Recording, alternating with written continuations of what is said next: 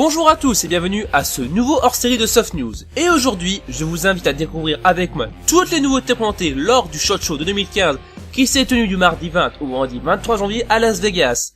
C'est donc le premier salon majeur de l'année consacré autant à l'armement individuel qu'à l'équipement, mais celui-ci regroupe aussi une grosse section Airsoft dont je vais faire le tour avec vous. Et on commence avec ASG qui prend tout d'abord un prototype de réplique AEG du CZ805 Bren qui est donc le dernier fusil d'assaut sorti des usines du constructeur tchèque qui devrait être construit de la même manière que le Scorpion Evo 3.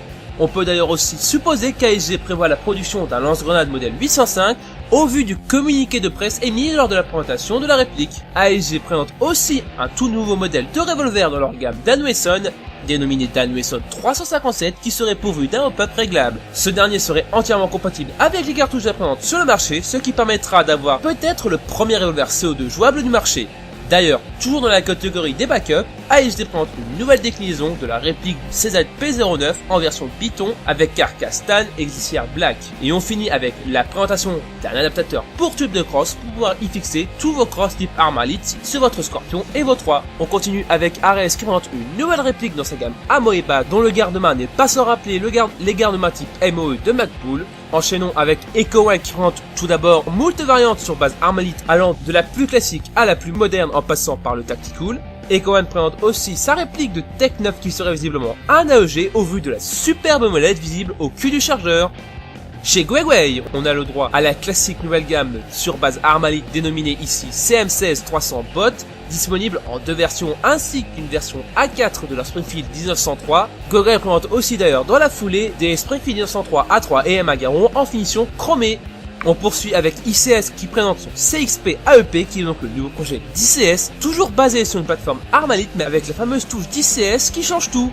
Quant à eux, nos chers amis de KWA commencent l'année en grande pompe avec tout d'abord leur projet X qui serait visiblement un GBBR réclamé d'un design propriétaire mais pourtant ce dernier fait grandement penser à un PDRD de chez Magpul. KWA présente aussi une déclinaison TAN de leur M4A1 CQR ainsi que deux nouvelles gammes de répliques respectivement basées sur des plateformes AK et Armalite, version 21e siècle avec la grande mode du tacticalisage. D'ailleurs, dans le domaine polémique, on retrouve Polarstar qui présente son tout nouveau système nommé F1 qui va sûrement jeter un pavé dans la mare au vu de sa ressemblance avec un certain système Wolverine. Affaire donc à suivre pour tous les fans de HPA. Passons maintenant à PTS qui envoie du lourd dès le début d'année en nous présentant deux nouveaux GBBR apparaître avec tout d'abord pour les fans de Bullpup un PDRD de chez Magpul et pour les fans de GBBR d'architecture plus classique, PTS a aussi pensé à vous avec la présentation d'Amasada.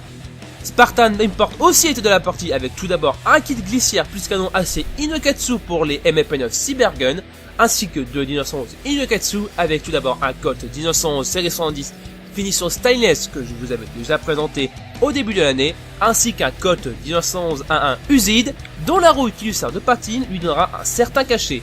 Spartan Import finit avec la présentation d'un Scarache SSR VFC qui va ravir tous les fans de la FN Herzal. Et on finit avec Humarex qui commence par présenter comme chaque année la nouvelle version de leur gamme de G36 RS qui serait visiblement ceux présentés par le constructeur en début d'année au vu de la présence de la position Burst sur le sélecteur de tir.